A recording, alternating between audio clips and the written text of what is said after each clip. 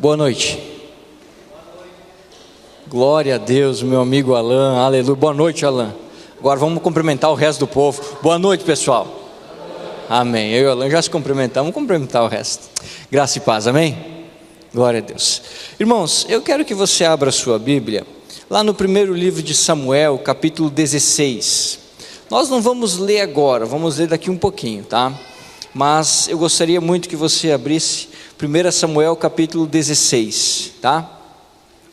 Irmãos, eu gostaria de começar a falar com vocês essa noite e continuar nos próximos domingos a estudar um pouquinho a vida do sujeito chamado Davi. Todos nós, se não lemos a história de Davi, nós conhecemos esse nome pela fama que ele tem. Davi foi um homem que, sem nenhuma dúvida, nos impressiona quando nós o conhecemos. Ele é um daqueles personagens bíblicos que encantam o povo com a sua história. A história de Davi, registrada na palavra de Deus, ela nos traz ensinamentos dos mais variados possíveis. E ela mostra para nós um homem dotado de dons e talentos extraordinários. Quando nós vamos estudar a história de Davi, nós vamos ver que esse homem foi um grande conquistador militar. Nós vamos ver que esse homem foi um grande estrategista, que esse homem foi um grande líder, que esse homem foi um grande rei, que esse homem foi um grande conquistador, que esse homem foi um grande poeta.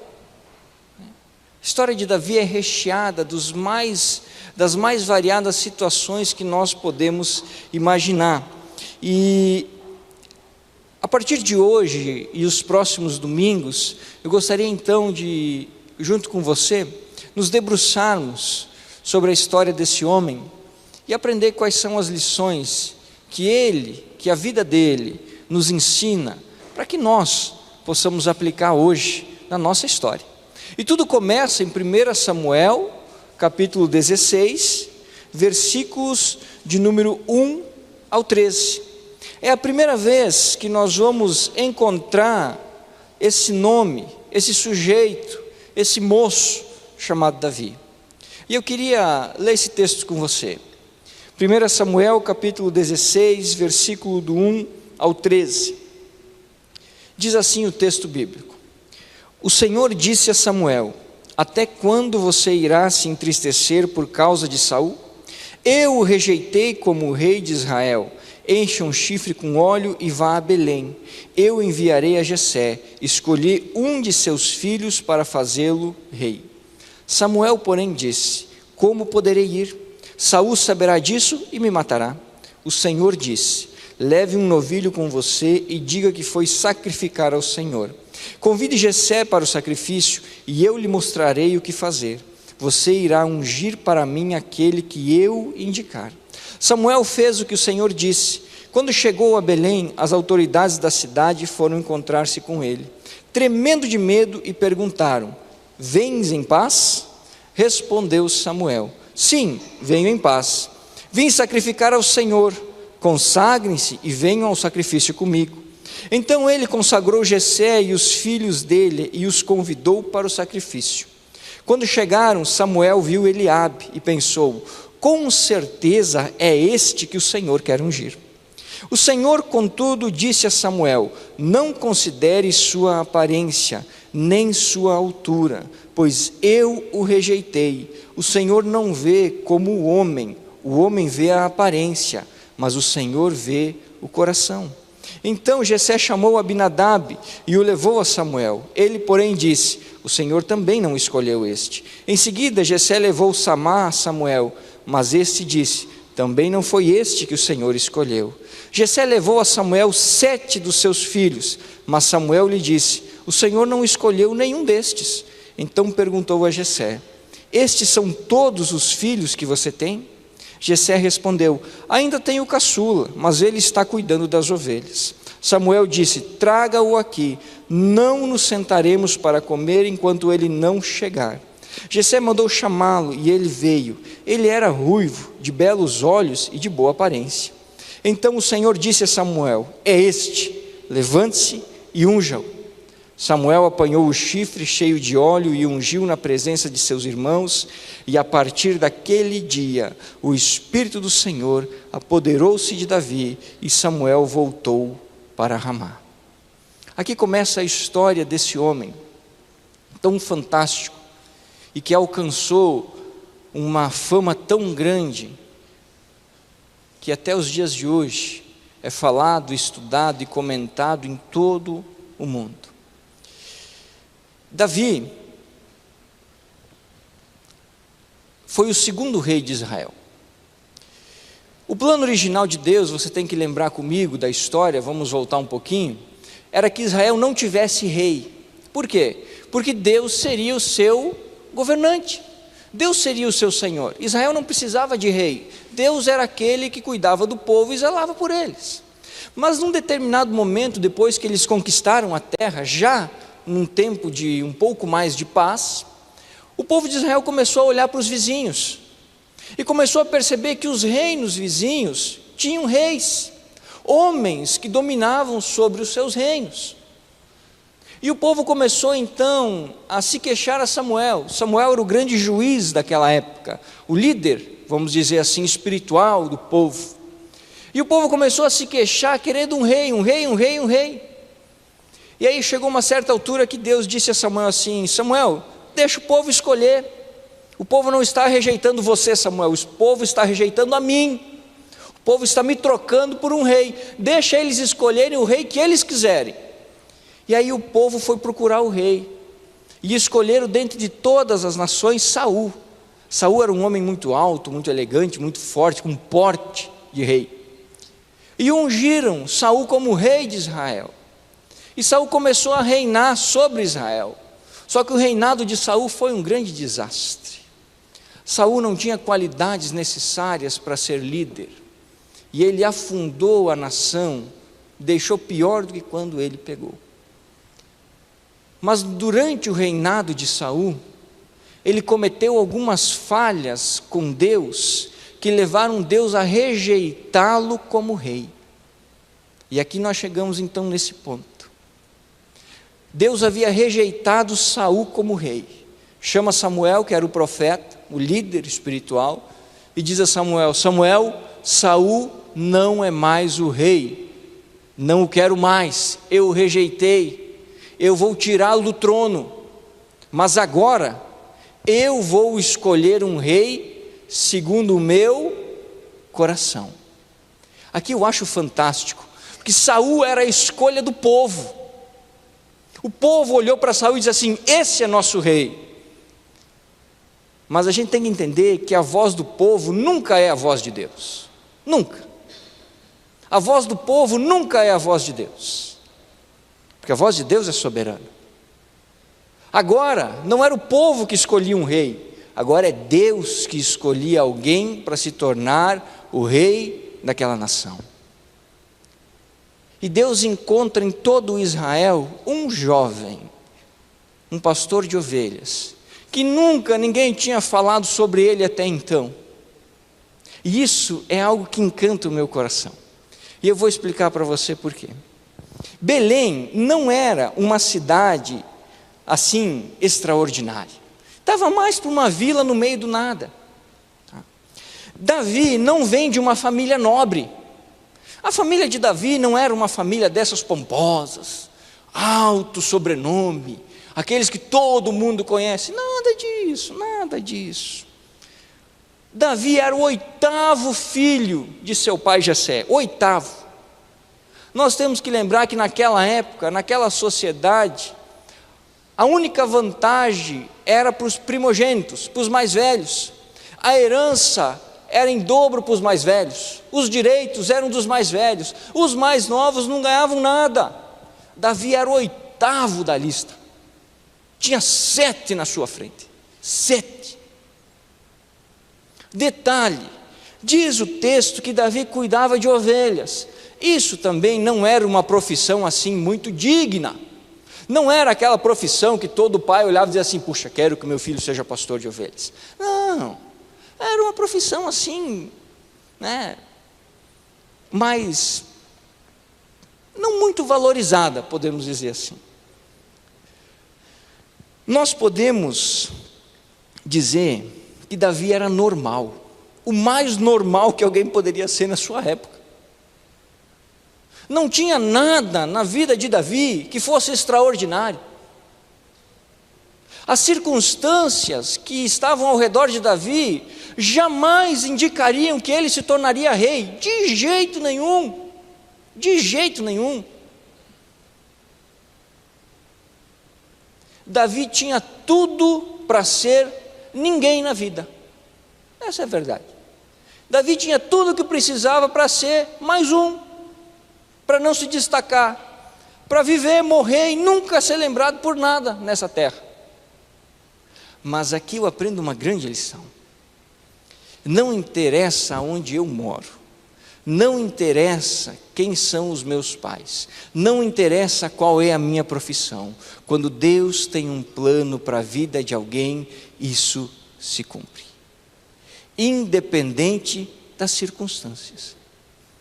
As circunstâncias jogavam Davi por anonimato da história, para ser esquecido, como tantos milhões de homens o foram.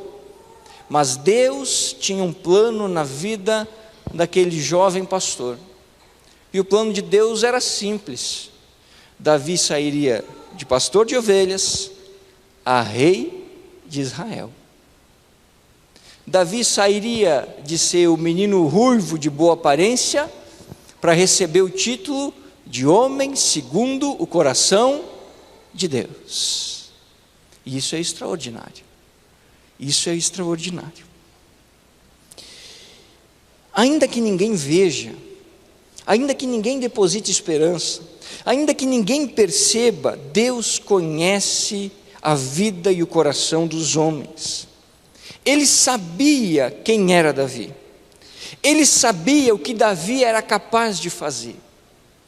Ele via em Davi o que ele não via nos outros homens de Israel. Ninguém olhava para Davi, mas Deus estava vendo. Ninguém achava em Davi qualidades para ser rei, mas Deus encontrou. Por quê? Porque os olhos de Deus veem com verdade, porque os olhos de Deus esquadrinham o mais profundo do coração dos homens. Deus sabe quem eu sou de verdade, Deus sabe quem você é de verdade. Deus sabe do seu potencial, Deus sabe do meu potencial, Deus sabia do potencial de Davi. E é por isso que ele fala para Samuel ir lá na aldeia, no meio do nada, em Belém, e ungir um menino que ninguém nunca tinha ouvido falar. Mas nós não precisamos estar na boca das pessoas, nós precisamos estar no coração de Deus. Nós não precisamos estar sendo vistos pelas pessoas, nós precisamos estar sendo vistos por Deus, porque o Senhor é aquele que escreve a história. E eu confesso para você, irmãos, que quando eu olho esse texto, todas as vezes que eu olho esse texto, eu tenho uma pergunta no meu coração: o que os olhos de Deus viram em Davi que não viram nos outros? Samuel tinha 7 dos filhos de Jessé na sua frente, 7, eles eram da mesma família, eles haviam sido criados pelo mesmo pai, possivelmente todos eles executavam a mesma função, muito provavelmente, todos eles moravam no mesmo lugar. Mas Deus viu em Davi o que não viu nos irmãos de Davi. Deus viu em Davi o que não viu em Saul. E eu me pergunto o que é. O que é que Deus viu no menino que pastoreava as ovelhas do pai na esquecida Belém, no fim de Israel? Deus viu qualidades de alguém que era capaz de liderar um povo para o Senhor. Deus viu um homem que levava em seu coração uma devoção profunda pelo Altíssimo. Deus viu em Davi o que Ele precisa ver em mim e em você. Deus viu em Davi o que precisa estar no meu e no seu coração para que os olhos de Deus enxerguem. Eram 8 irmãos, mas apenas Davi foi escolhido por Deus, porque existia algo na vida desse moço que não existia na vida dos seus outros 7 irmãos. E nessa noite eu quero então tentar descobrir com você o que tinha na vida de Davi, que não tinha na vida dos seus irmãos. O que é que encantou os olhos de Deus sobre Davi, mas não encantou os olhos de Deus sobre os seus irmãos? Eu entendo por esse texto pelo menos 4 coisas. A primeira delas, creio que Deus viu em Davi a disposição da obediência. Belém era uma cidade, uma vila muito pequena. Samuel era o homem mais importante da nação. Quando Samuel pisa em Belém, certamente toda a cidade fica sabendo do fato. Quando uma autoridade está numa cidade pequena, todo mundo sabe. É o assunto do dia, é o comentário da semana. Todo mundo sabe quem está naquele lugar. Certamente, todas as pessoas de Belém sabiam que Samuel estava ali. E todas elas queriam participar do banquete, da festa, do almoço, da janta. Todas elas gostariam. Imagina, uma autoridade, um homem de Deus como Samuel, quem é que não quer almoçar junto? Ouvir as histórias, será abençoado por tal pessoa? Todo mundo deveria saber. Certamente, Davi também sabia, com certeza. O verso 5 nos informa que, segundo o direcionamento de Deus, Samuel convida Jessé e os seus filhos para o banquete. O interessante é que Samuel convida os filhos, Jessé e os filhos, mas Jessé leva só 7. Jessé não leva todos, leva só 7. Não importa qual dia seja, os negócios da família precisam continuar tocando. Alguém precisava cuidar das ovelhas. Alguém precisava cuidar das ovelhas. Quem foi o escolhido para cuidar das ovelhas? Davi, o mais novo, o mais moço. Certamente, Jessé sabia que Davi estava cuidando das ovelhas, e certamente foi com o seu aval que Davi continuou cuidando das ovelhas, enquanto seus irmãos e ele, Jessé, estavam banqueteando com Samuel na festa, e Davi trabalhando. Mas o mais fantástico disso, o mais interessante, é que no verso 12, quando Samuel está meio desesperado, porque passa os 7 filhos na frente de Samuel, e Samuel diz assim, mas não é nenhum. Samuel diz assim, Jessé, acabou os filhos, e Jessé diz, olha, tem um mais moço, mas está trabalhando. E aí Samuel diz assim, espera aí, ninguém come enquanto não chegar o menino mais novo. E diz a Bíblia que manda um chamar Davi. E o que me encanta, irmãos, é que Davi vem. Mas o jeito que Davi vem é fantástico. Davi não vem emburrado. A Bíblia não registra que Davi vem chateado, porque afinal de contas ele ficou trabalhando enquanto os irmãos estavam fazendo festa. A Bíblia não diz que Davi estava de mau humor, porque não participou do evento. A Bíblia não diz que Davi se recusou a vir assim, agora não vou, me convidaram de última hora, não vou. Nada disso. A Bíblia simplesmente diz que Davi deixa as ovelhas e obedece à voz do seu pai. Obedece. Ele não estava com síndrome de excluído. Me deixaram fora do almoço. Só eu, todos os outros estavam comendo e eu fiquei fora. Agora se me convidarem não vou. Nada disso. De jeito nenhum. A Bíblia não registra nenhuma birra de Davi. Mas a Bíblia registra obediência. Obediência. Quando Davi ouve a ordem do pai, ele deixa as ovelhas e ele vai ao encontro do pai. Por quê? Porque o pai dele é autoridade. E aqui está algo que creio eu que Deus viu no coração de Davi: a disposição em obedecer. A obediência é o que nos faz alcançar as bênçãos de Deus. Nós não conseguimos nos aproximar dos favores de Deus se não houver obediência em nossa história. Deus estava escolhendo um rei para reinar sobre um povo. O rei precisava ser direcionado, a direção viria de Deus. O que esse rei precisava fazer? Obedecer. Davi obedeceu o pai e continuou trabalhando enquanto todos estavam fazendo festa. Davi obedeceu o pai quando ele o chamou e foi, sem brigar, sem reclamar, sem emburrar, sem fazer birra. A disposição para obedecer. Uma das coisas que Deus precisa encontrar no nosso coração quando olha para nós é a disposição em obedecer. Porque senão, como é que nós vamos aceitar o trabalho de Deus na nossa história se nós não abaixamos os ouvidos para aquilo que Deus está falando? E a obediência começa reconhecendo as autoridades que Deus institui sobre a nossa vida. Vou dar um exemplo. Quem não obedece pai e mãe, não obedece ao Senhor. Quem não obedece ao chefe, não obedece ao Senhor.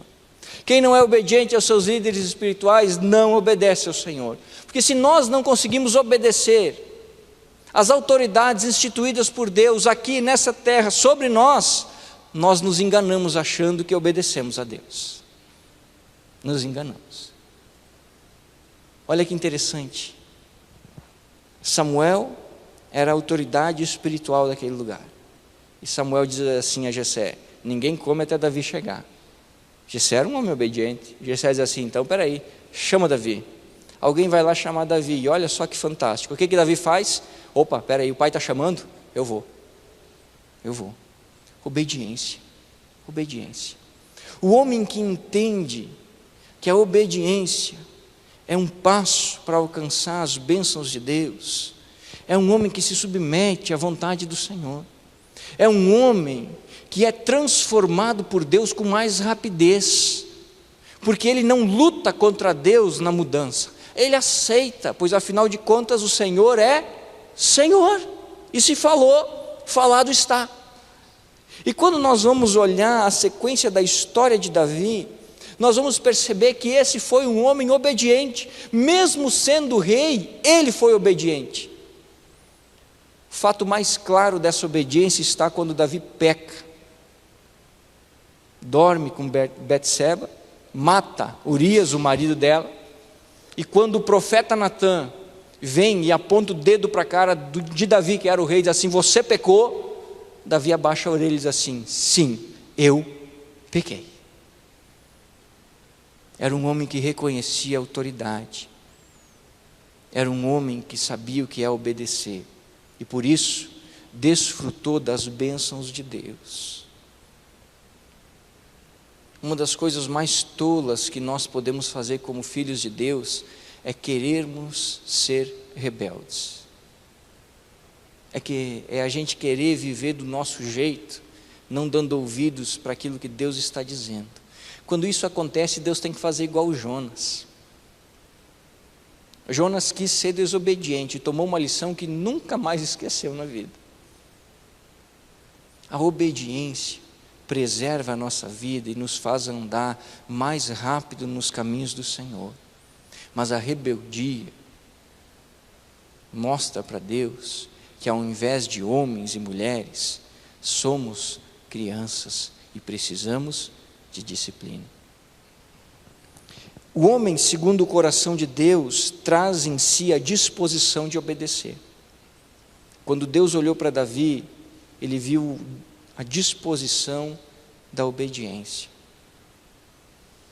Quando Deus olha para mim e para você, Ele precisa ver o desejo de obedecê-lo, de obedecer às autoridades constituídas sobre a nossa vida por Ele mesmo. Quando Deus vê isso, as portas das bênçãos se abrem e elas são derramadas sobre nós. Segunda coisa que eu penso que Deus viu em Davi e que chamou a atenção foi a dedicação ao trabalho. O trabalho de cuidar das ovelhas era um trabalho assim bem pesado. Era muito diferente do que é hoje. Os pastores na época de Davi saíam com as ovelhas pela manhã e passavam dias com as ovelhas. Lembra da história de José? Os irmãos de José saíram com os rebanhos do pai e passou algum tempo, o pai preocupado com os irmãos chamou José e disse assim: olha, faz muito tempo que os teus irmãos saíram, cadê eles? Vai procurá-los, vai ver como estão. Era um trabalho árduo. Você tinha que estar atento o tempo inteiro com aqueles animais. Você tinha que levá-los às pastagens para que eles comessem. Você tinha que levá-los às águas para que eles bebessem. Você tinha que levá-los à proteção durante a noite. Tinha que ajudar os feridos. Tinha que buscar aqueles que se perdiam. O trabalho de pastor era um trabalho muito difícil, penoso, árduo. Às vezes passava-se muito tempo ao relento. Era um trabalho constante. E ao que nos parece a história aqui, Davi fazia muito bem, pois se não fizesse bem, o pai dele não deixava o sustento da família na mão dele, é ou não é verdade? De jeito nenhum, Jessé não era louco, mas se Jessé deixou as ovelhas com Davi, significava que esse trabalhava e trabalhava bem, e trabalhava muito, e também quando nós vamos olhar para a sequência da história desse homem, nós vamos perceber que o trabalho sempre foi uma das características de Davi. Ele pegou um reino dividido, ele pegou um reino tecnologicamente atrasado em comparação aos seus vizinhos, ele pegou uma nação bagunçada, mas ao longo de 40 anos de reinado, Davi construiu um império. Davi pegou uma nação atrasada e a tornou uma referência. Davi trabalhava e trabalhava muito. Ele fez edificações, construiu palácios, fez acordos comerciais, estruturou o exército. Era um homem de ação. Trabalhava tanto que um belo dia no seu palácio ele olha para a tenda de Deus, para o tabernáculo, e diz assim: alguma coisa está errada, eu morando num palácio e o meu Senhor numa tenda, vou fazer um templo para Deus.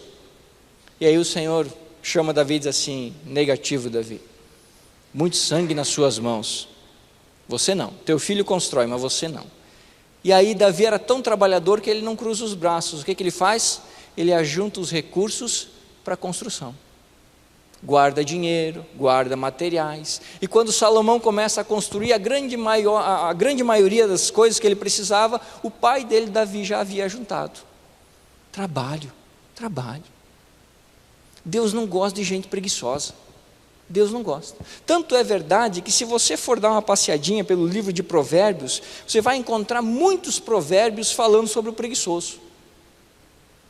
Deus trabalha, eu não posso ser preguiçoso. Provérbios 10, 26 diz que como o vinagre para os dentes e a fumaça para os olhos, assim é o preguiçoso para aqueles que o enviam. Para realizar os grandes planos de Deus, é preciso trabalhar. Para realizar os sonhos e os projetos de Deus para a nossa vida, é preciso trabalhar. Sem esforço, sem dedicação, nada acontece. Se Davi tivesse cruzado os braços em Belém, sentado numa pedra, olhando para o nada, dizendo assim: bom, agora eu vou esperar o pessoal vir aqui porque sou o rei. Estava esperando até hoje.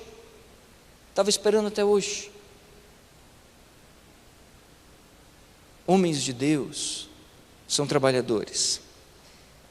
Homens de Deus mantêm as suas mãos, a sua cabeça e o seu coração ocupados. Não dão vez para a ociosidade. A preguiça leva o homem ao pecado, pois quem não tem nada com o que se preocupar, começa a se preocupar com o que não deve. Quem não tem nada para ocupar a cabeça, começa a ocupar os pensamentos com o que não devia estar pensando.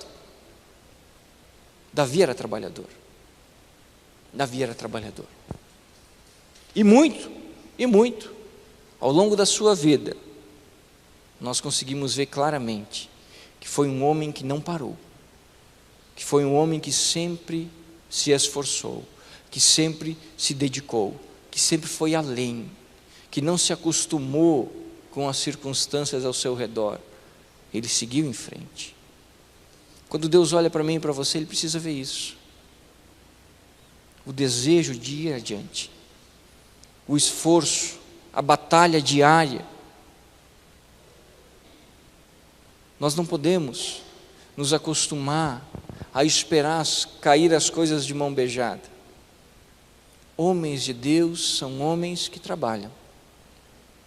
E muito, e muito. Terceira coisa que penso eu que Deus viu em Davi, que não viu em outros: coragem. Coragem. Essa talvez seja uma das características mais marcantes de Davi. Pensa num menino corajoso. A história mais fantástica de Davi todos nós sabemos. O menino que derrotou o gigante.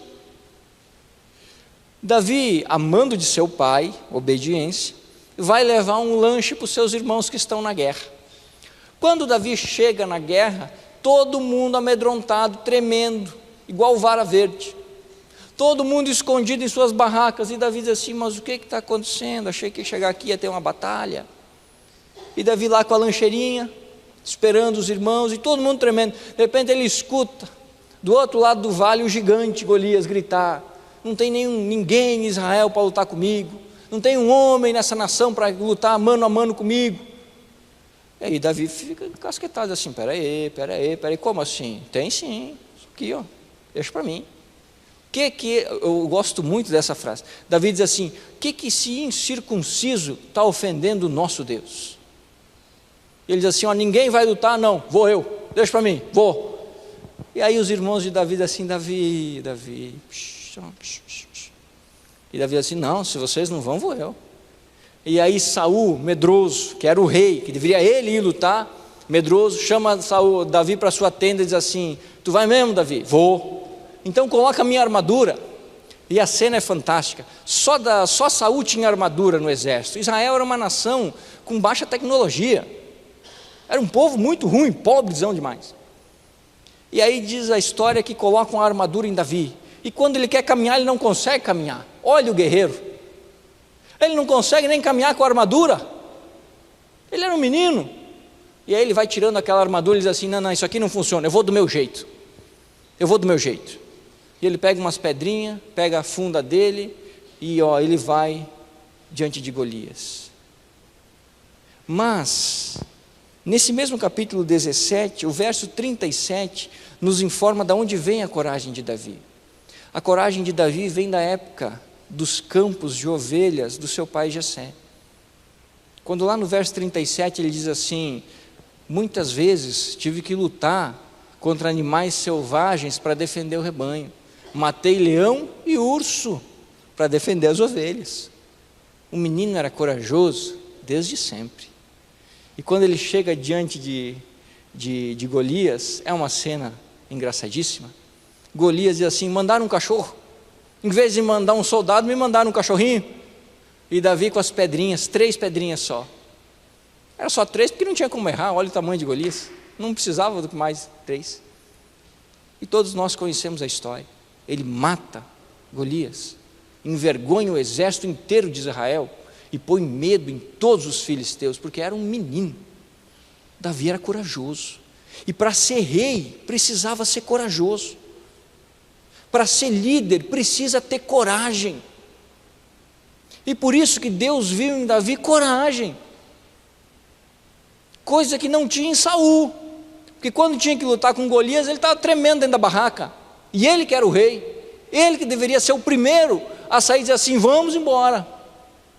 O líder tem que demonstrar e tem que ser corajoso. Deus estava procurando um rei. Rei precisa de coragem. E ele acha em Belém um menino que pastoreava as ovelhas do pai, mas que tinha coragem apesar de ser novo. E Davi foi corajoso ao longo de toda a sua história. Ele foi corajoso em todas as guerras que lutou. E diga-se de passagem, Davi não perdeu nenhuma guerra. Nenhuma guerra Davi perdeu. Ele foi corajoso para aceitar a repreensão de Deus quando ele, Davi, pecou. Ele foi corajoso para não atentar contra a vida de Saul quando ele tinha oportunidade, quando ele estava fugindo. Ele teve coragem para confiar em Deus e para não matar o rei. Davi, apesar de ser novo, dava um exemplo de coragem.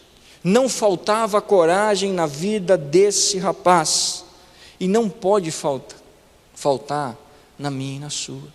Sabe por quê? Porque o mundo vai nos colocar contra a parede, porque as pessoas vão nos colocar contra a parede, porque o inimigo vai se levantar, e se nós nos acovardarmos, nós nunca conseguiremos cumprir o plano de Deus para a nossa história. Se nós tivermos medo do mundo, se nós tivermos medo do inimigo, se nós tivermos medo do que as pessoas pensam ou falam, nós nunca chegaremos a lugar nenhum na nossa vida com Deus, pois nós sempre vamos estar dando ouvidos aos outros e não ao que o Espírito fala ao nosso coração. Para ser servo de Deus é preciso coragem. Coragem para carregar a própria cruz. Coragem para fazer como Jesus e ir até a morte se preciso for. Coragem para fazer como Paulo, como Pedro e como tantos outros grandes homens de Deus que nunca titubearam diante do perigo, mas sempre se mantiveram firmes na vontade do Senhor. Deus está procurando homens e mulheres corajosos, que possam se levantar como boca do Senhor nessa terra, que possam se levantar e falar que o errado é errado, sem ter medo de represálias. Deus está precisando de homens como Davi. Esse menino que matou Golias, que matou o urso, que matou o leão, era mais corajoso do que todos os homens da sua geração. E era um rapaz. Mas coragem não tem a ver com idade. Coragem tem a ver com o compromisso do seu coração. Se o compromisso do teu coração é com Deus, então você jamais arredará o pé de nada, nem de ninguém. Mas se o teu compromisso é com você mesmo, você é o mais covarde dos homens, porque você vai sempre querer fazer a vontade de todo mundo, porque você não quer ficar mal com ninguém. Deus quer homens e mulheres corajosos, que não se neguem a firmarem o pé na sua palavra, que não se neguem a se manterem fiéis, mesmo que isso lhe custe prejuízo, dano e até mesmo a vida. Coragem. Deus precisava de um rei corajoso, não do medroso Saul. Deus precisava de um homem como Davi, que tomava a frente, que os outros homens olhavam e diziam assim: se aquele menino consegue, nós também, vamos embora. Coragem. Quando Deus olha para mim e para a sua vida, Ele precisa encontrar coragem. Coragem para estar na presença do Senhor, para reconhecer os pecados, clamar por misericórdia, mas acima de tudo coragem para cumprir a palavra de Deus, custe o que custar. E, irmãos, nós precisamos concordar que talvez seja uma das características que mais tem faltado ao povo evangélico brasileiro, seja a coragem. Nós não nos posicionamos. Quando fazemos até certo ponto. Quando o mundo se levanta, nós voltamos atrás. É preciso coragem para ser servo de Deus. É preciso coragem para ser reconhecido como homem de Deus. É preciso coragem para bater o pé diante do inimigo e, em nome de Cristo, ele fugir. É preciso coragem. Davi tinha de sobra, e eu e você também precisamos ter. O homem segundo o coração de Deus traz em si coragem que inspira outros a serem corajosos. E por último, a última coisa que eu penso que encantou os olhos de Deus quando Ele olhou Davi foi humildade. O verso 13 é maravilhoso. Ele descreve uma cena encantadora.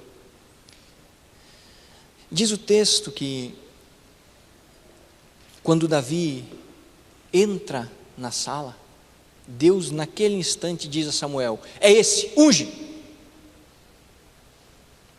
Deus nem esperou Samuel olhar Davi direito. A opinião de Samuel não interessava, era Deus que estava procurando o rei. E Deus sabia com certeza que havia achado o rei. E Samuel vai lá, pega o chifre cheio de azeite e derrama sobre a cabeça de Davi. Aparentemente para nós não tem muito significado isso. Não tem muita coisa diferente aí, pastor. Mas tem. Nós precisamos entender que no Antigo Testamento, ungir alguém era algo muito sério. Muito sério. Não era a bagunça que é hoje, que o pessoal compra óleo e sai ungindo qualquer coisa. Não era assim. Não era assim. Primeiro que o óleo que Samuel usou para fazer isso não era qualquer óleo. Tinha especificações restritas, pois era o óleo da unção. Era sagrado. Era sagrado. Quando Deus constituiu o tabernáculo lá na época de Moisés, Deus disse a Moisés grama por grama do que iria naquele óleo de unção. Os reis eram ungidos, os sacerdotes, os sumos sacerdotes, os profetas, as coisas santas, o tabernáculo era ungido. Representava o poder de Deus, a autoridade de Deus. Representava o aval de Deus sobre aquela pessoa. Não como hoje, o pessoal faz um monte de maluquice. Era algo sério. Todo mundo sabia, quando via alguém sendo ungido, que Deus estava com aquela pessoa, porque senão ela não seria ungida. Detalhe, reis eram ungidos, sacerdotes eram ungidos, profetas eram ungidos. E eu fico imaginando a cena, a família inteira de Davi ali, os seus 7 irmãos, seu pai Jessé, talvez mais alguns convidados, o pastorzinho de ovelhas, o menino Davi. Quando entra naquele lugar, Samuel pega aquele chifre e unge a cabeça de Davi. E todo mundo que está ali está vendo. E todo mundo que está ali está sabendo que a partir daquele momento, Deus, o Senhor Todo-Poderoso, está com aquele menino. E o texto é tremendo, porque o texto diz que naquele momento, o Espírito de Deus sai de Saul e se apodera de Davi. Agora o rei estava pronto, o rei estava completo. Deus estava com Davi. Deus havia tomado Davi para si. Mas o que me chama a atenção é que Samuel vai embora e Davi volta a pastorear as ovelhas. Mesmo ungido na frente de seus irmãos e de seu pai, Davi não se levanta e diz assim: agora mando eu, fui ungido, aqui eu olho aqui, ó, quer um pouquinho? Está aqui, eu mando. Então agora eu sou o cara dessa família. Se eu fui ungido, Deus está comigo, então eu sou eu. Vocês são tudo o resto.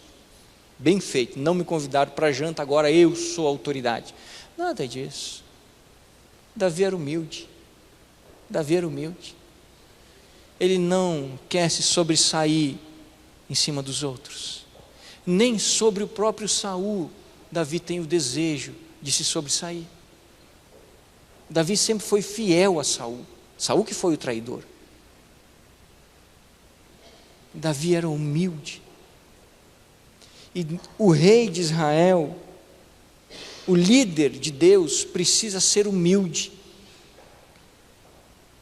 Porque se o homem de Deus não for humilde, ele deixa de agir como homem de Deus e passa a agir como um opressor. Ele deixa de glorificar a Deus e ele quer roubar a glória de Deus para si. Davi não. Davi nunca quis mais glória do que Deus. Davi nunca quis oprimir o seu povo. Ao contrário, Davi sempre teve um grande desejo: agradar ao Senhor que estava sobre a sua vida. Davi era humilde. O rei precisava ser humilde. Foi a humildade de Davi que o fez reconhecer o seu pecado. Se Davi tivesse sido arrogante, ele tinha olhado para Natã e dito assim: Natã, eu sou o rei, eu estou aqui sentado no meu palácio, no meu trono, os meus guardas estão aqui, os súditos estão aqui, e você vem dizer que eu estou errado, Natã? Você quer pensar de novo, Natã? Nada disso, nada disso. Esse não era Davi. Quando Natã, o simples profeta, põe o dedo na cara do rei e diz assim: você pecou, aquele homem humilde, desde a época das ovelhas do seu pai, se dobra diante de Deus e diz assim: eu pequei, eu pequei. A humildade precisa estar no nosso coração. Primeiro, porque é ela que vai nos fazer reconhecer os nossos erros. O arrogante nunca está errado, sempre tem uma desculpa, mas está sempre infeliz, porque ele teima com a verdade. O problema não são os outros, o problema é ele,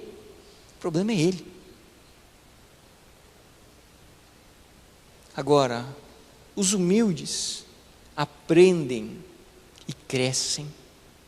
Provérbios, capítulo 22, verso 4, diz que a recompensa da humildade e do temor do Senhor são riquezas e honra e a vida. E quando nós olhamos para a história de Davi, esse texto de Provérbios se aplica com perfeição. Ao longo da vida de Davi, ele teve riquezas, vida longa e honra. Ele era rei. E foi rei porque era humilde. Se não fosse humilde, jamais chegaria a estar no trono de Israel. Irmãos, os planos de Deus para a nossa vida só começam a ganhar efeito quando nós nos tornamos homens de coração humilde. Quando nós entendemos que não importa o que aconteça, nada é por nossa conta, é Deus quem faz, Ele é digno de toda honra e de toda glória. Quando nós entendemos que sim, temos falhas, pecados, vícios, e que constantemente precisamos ser aperfeiçoados pelo Espírito Santo de Deus, a humildade nos faz crescer como homens, como pessoas, como servos, como filhos de Deus. A humildade nos dá a garantia da bênção. Deus não abençoa soberbos, Deus não abençoa orgulhosos, prepotentes. A esses Deus trata, e muitas vezes trata na disciplina, para que aprendam que o coração orgulhoso só traz uma vida de rancor e sofrimento, mas a humildade traz o reconhecimento dos homens e de Deus. O homem segundo o coração de Deus é humilde. E eu vejo, irmãos, que essas foram as coisas que existiam na vida de Davi que encantaram os olhos de Deus. E que essas coisas talvez não existissem na vida daqueles homens de Israel naquela época. Mas em Davi, Deus encontrou essas qualidades que lhe chamaram a atenção. Em Davi, Deus construiu um dos maiores líderes que o mundo já conheceu. Tanto é verdade que o nome desse homem está escrito na descendência de Jesus. Quando se fala de rei, é impossível não se falar de Davi. E a grande pergunta para nós nessa noite é a seguinte: quais as características que Deus vê quando olha para o nosso coração? Porque assim como Deus estava olhando para toda aquela nação de Israel, Deus está olhando para nós hoje. E assim como Deus estava procurando homens um homem para ser usado com poder e graça, para se levantar e fazer a diferença naquela terra, Deus também procura hoje. Quais são as características que Deus vê quando olha para o teu coração? Se Samuel estivesse aqui hoje, com o seu chifrezinho cheio de óleo de unção, e nós passássemos na sua frente, conhecedores do nosso próprio coração, quantos de nós iríamos para casa com a cabeça lambuzada de óleo? Quantos de nós encantamos os olhos de Deus quando esses olhos veem a nossa história? Deus conhece você, Deus conhece a mim. Deus está conosco e nos vê todos os dias. Quais são as características que Deus tem visto na tua história? Quero que você feche seus olhos, baixe sua cabeça. E eu gostaria de orar por você. Você conhece o seu coração. Talvez você pense nessas 4 características: obediência, trabalho, humildade, coragem. E quando você olha para o teu coração, você vê talvez 1 ou 2, 3. Talvez você veja algumas que não deveriam estar aí.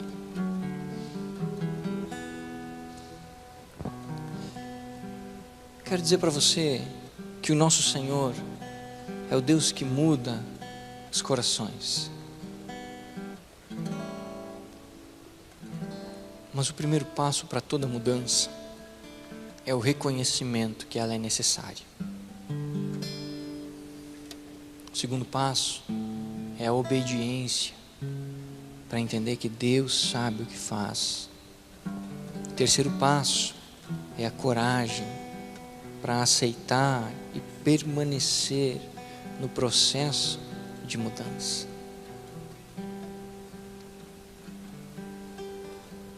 Talvez você olhe para a vida de Davi e compare com a sua e veja muitas diferenças.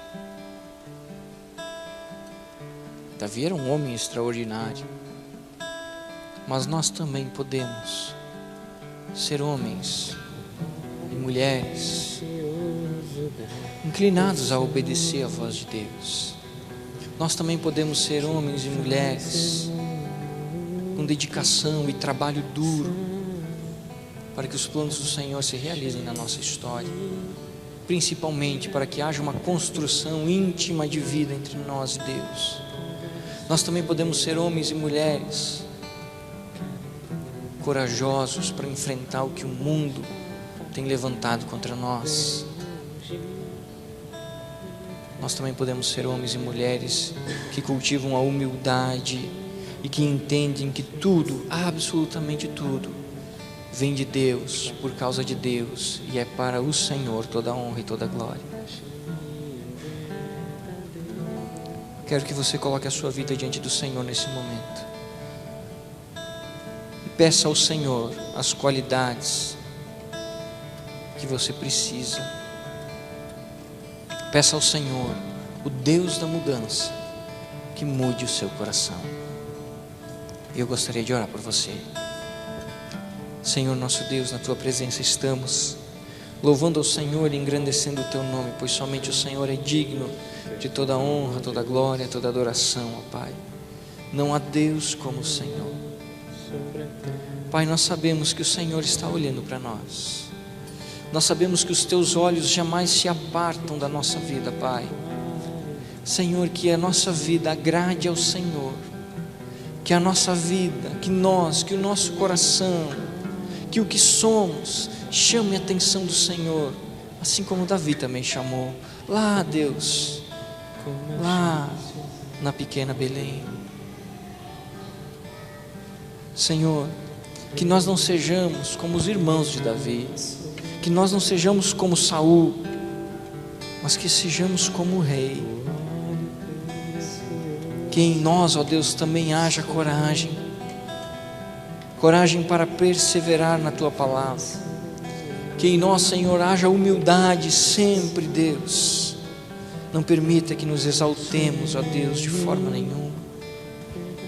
Que sejamos trabalhadores, ó Deus, para edificar, ó Deus, a Tua vontade nessa terra, para cumprir o Teu desejo nessa terra.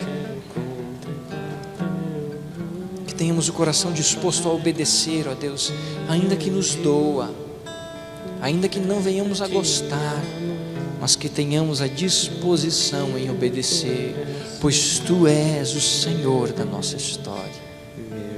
E o grande desejo do nosso coração não é outro, Senhor, senão agradar a Ti, senão viver de tal forma, Senhor, que encante os Teus olhos, que glorifique o Teu nome, Senhor, que engrandeça o Teu nome nessa terra, pois somente o Senhor é digno de toda honra e de toda glória. Oh Deus, o Senhor transformou a história de Davi, o Senhor pode transformar a nossa. Nos colocamos em Tuas mãos, Senhor, nos entregamos a Ti, Senhor, e pedimos que o Senhor, Deus Todo-Poderoso, possa fazer a Tua obra na nossa história. Nós oramos em nome de Jesus, amém e amém. Glória a Deus.